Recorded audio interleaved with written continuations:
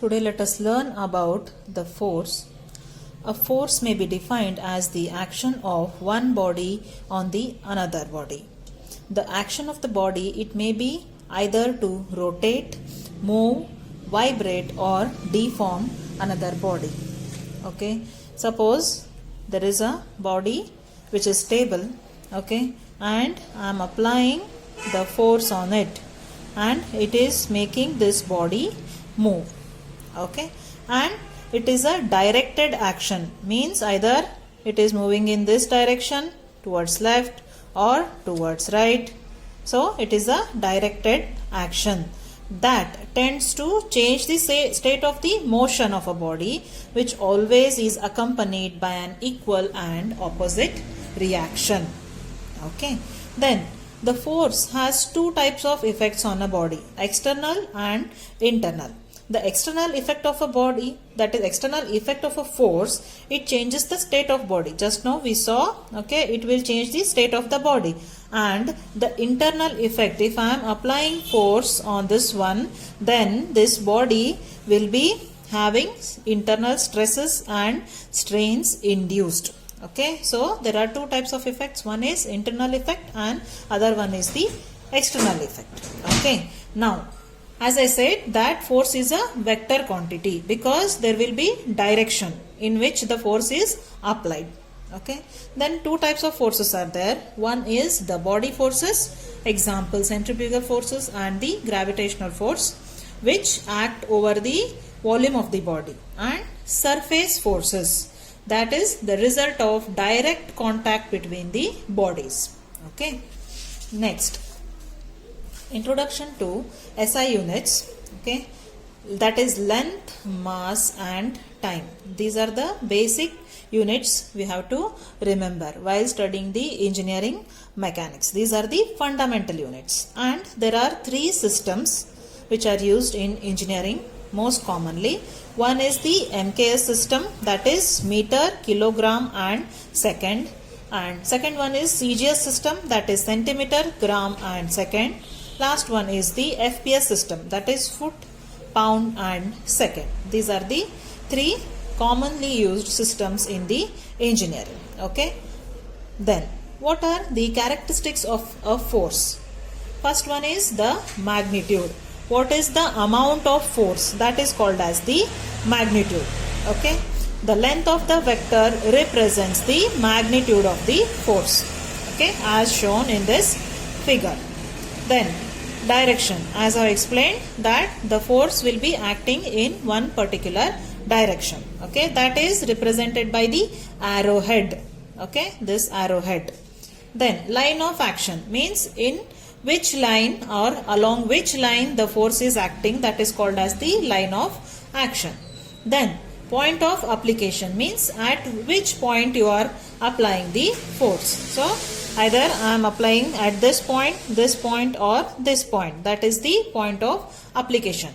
These points are very important because the force, suppose it is applied at this point, will have a different action, and at this point will have a different action, at this point it will have a different action.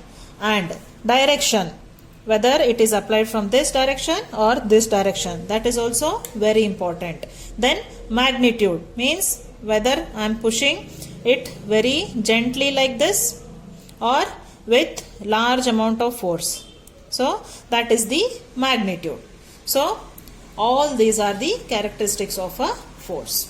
Okay, next, the same thing I have represented here, that is the characteristics of a force, the line of action and the magnitude. Example here, the magnitude of force is 10 kilonewton.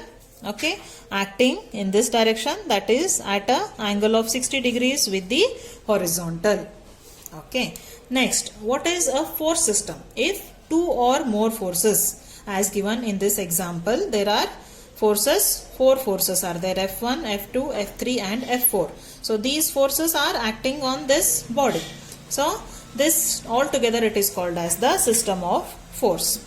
Okay, then what is the classification of system of forces? A system of forces according to the relative position of their lines of action can be classified as below. Okay, first one is the collinear. Okay, collinear means a system of force having the same line of action of the force, like this. Okay, two forces acting along the same line of action, then it is called as the collinear system. Then what is coplanar concurrent system of forces? A system of forces which are in the same plane. Okay, this is xy plane, same plane. Okay, and they act at one single point. All these forces are acting on this point at center. That is called as the coplanar concurrent system of forces. Then next is, what is coplanar parallel system of forces? The lines of action of forces which are in the same plane. Again, it is the same plane and the lines of action are parallel to each other. Okay, like this. Then it is called as the coplanar parallel. Means they are in the same plane but the lines of action are parallel to each other. Okay. Next, what is non-concurrent, non-parallel coplanar system of forces? This one. Okay, it means the forces are in the same plane. Okay, but they are not parallel. Neither they are parallel nor intersecting at the same point. Okay, they are in, the lines of action are in different directions, right? Neither they are acting at the same point. So non-concurrent, non-parallel coplanar system of forces. Then next, what is non-coplanar concurrent system of forces? The lines of action of forces in different planes meet at the one point. These three forces are in different planes but they are meeting at one common point. So it is called as non-coplanar concurrent. Okay, non-coplanar concurrent system of forces. Then next, what is non-concurrent, non-parallel, non-coplanar system of forces? Here these forces, the lines of action of forces in different planes. They are in different planes. Okay, and neither they are parallel, okay, nor they are meeting at the same point. Okay, so that is the non-concurrent, non-parallel, non-coplanar.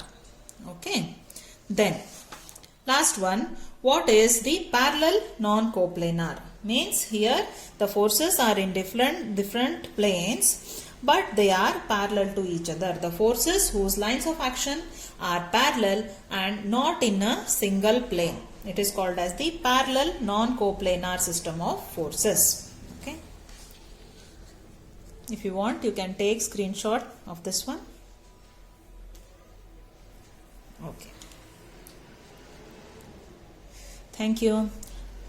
Please like, share and subscribe to my channel.